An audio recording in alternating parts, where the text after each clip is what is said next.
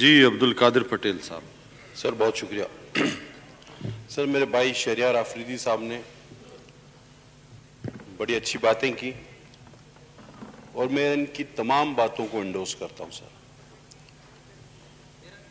उन्होंने मेरा नाम भी लिया और मैं इनका शुक्रगुजार हूं कि उन्होंने कहा कि हम उनकी इज्जत करते हैं। मैं भी आपकी दिलो जान से इज्जत करता हूं। सर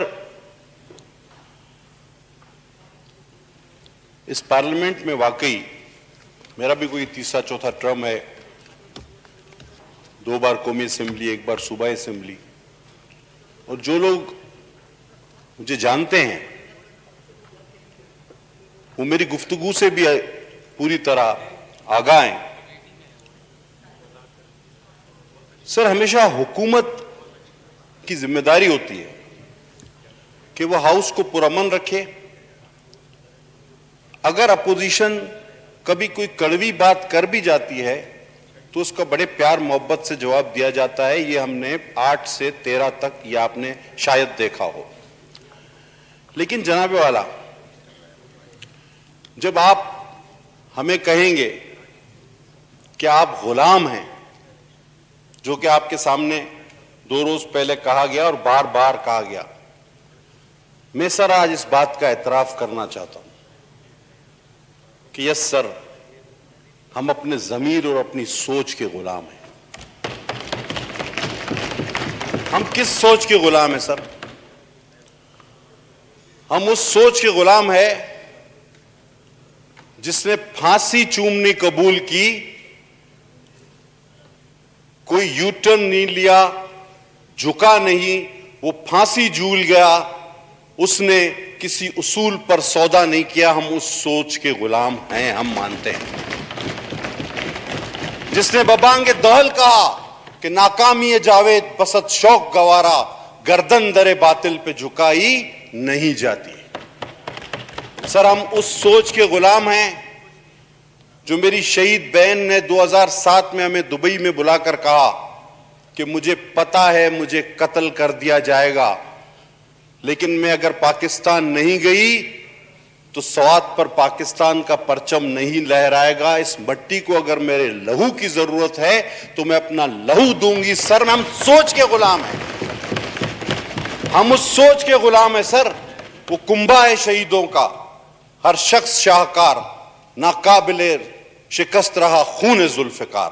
हम उस सोच के गुलाम हैं। सर हम उस सोच के गुलाम हैं। आपको मेरी 2 मिनट बात सुननी होगी सर। हम उस सोच के गुलाम हैं, उस मादर जमहूरियत के सोच के गुलाम हैं जिसने अपना शोहर खोया, 2 जवान बेटे खोए और खुद भी वो सर की चोट की वजह से, वो भी शहीद है, वो सर के चोट की वजह से इस दुनिया फानी से गई, जिसके गमों पर सिर्फ एक शेर ही पूरा उतरता है। सर गम से गर खूगर हो इंसान तो मिट जाता है रंज, मुश्किलें मुझ पे पड़ी इतनी कि आसा हो गई। हम इस सोच के गुलाम हैं। सर हम इस सोच के गुलाम हैं कि जो शख्स मोहतरमा बेनजीर भुट्टो से शादी करने से पहले तो हाकिम अली खान का शहजादा कहलाता है, बहुत बड़ा आदमी, कोई इल्जाम नहीं उस पर, लेकिन जब वो मेरी शहीद बहन का शरीक हयात बनता है तो अपनी तकरीबन जिंदगी जेल में गुजार देता है, और जब इक्तदार में आता है वो सबको माफ कर देता है और वो अजीम रवायत कायम करता है कि अपनी भी ताकत 52B की समेत इस ऐवान की तकद्दुस को बढ़ाने के लिए दे देता है। हम उस सोच के गुलाम हैं। सर आगे चलें। सर आप हमें कहते हैं, आप हमारी क़यादत को कहते हैं कि भगोड़े। आप क्या एक्सपेक्ट करते हैं ये बात करने के बाद? हमारे मुंह से फूल जड़ेंगे? हमने सर इस धरती को लहू दिया, आप हमें कहते हैं आप भाग जाते हैं, तो हम तो फिर आपसे कहेंगे ना कि इंटरव्यू में हामिद मीर साहब के, किसने कहा था कि मेरे घर पुलिस आ गई, मैं खवातीन को भी छोड़ा, छतों पर भागा, फलांगता गया, भागता गया, मुझे खुद पता नहीं चला मैं कहां पहुंच गया। अब सर यह फर्क है क़यादतों का। सर अब आगे चले। आप कहते हैं सर जद्दोजहद। सर जद्दोजहद बड़ा कहना आसान है, करनी बड़ी कठिन है, बड़ी कठिन बात है। यह जद्दोजहद ये जद्दोजहद के निशान, ये साद रफीक बैठे हैं, सरदार साहब बैठे हैं। सर, इस जद्दोजहद की राह में कांटे हैं, कोड़े हैं, फांसी है। सर, इस जद्दोजहद की राह में जेल है, सलाखें हैं।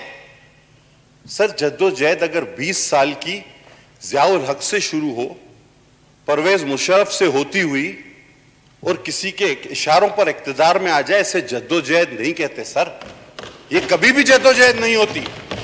कितने साल कोई जेल गया, कितने किसी ने कोड़े खाए, कितने लोग फांसी पे चढ़े, आप बताइए, कितने मुकदमात कायम हुए। जद्दोजहद कहना आसान, करना मुश्किल। सर, हमें तो इन अहम इश्यूज पर भी बात करने का मौका नहीं मिलता, जिसमें सर आपको पता है ट्रांसपेरेंसी इंटरनेशनल आपकी हुकूमत को लिख रही है कि 118 अरब रुपए का बगैर पेपरा रूल के आपने 118 अरब, आप सर, आप लोग तो इंसाफ करने वाले हैं ना।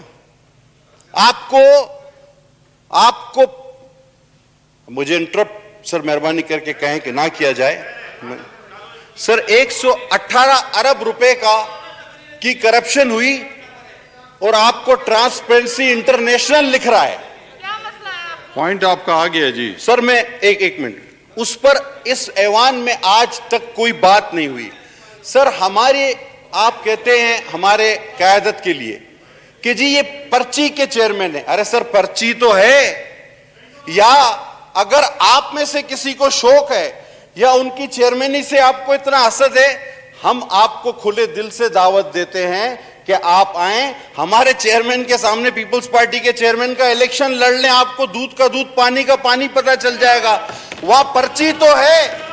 सर, आप अगर विकिपीडिया पे अभी चले जाएं और विकिपीडिया पे चले जाएं तो पर्ची का मतलब आपको पता चलेगा कि ज़ियाउल हक की पर्ची से कौन आया था, ज़ियाउल हक की पर्ची से कौन आकर कप्तान बना, पर्ची वो थी।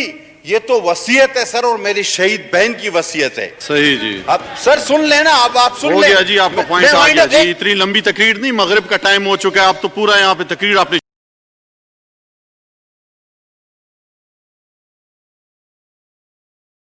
शुरू कर दी है।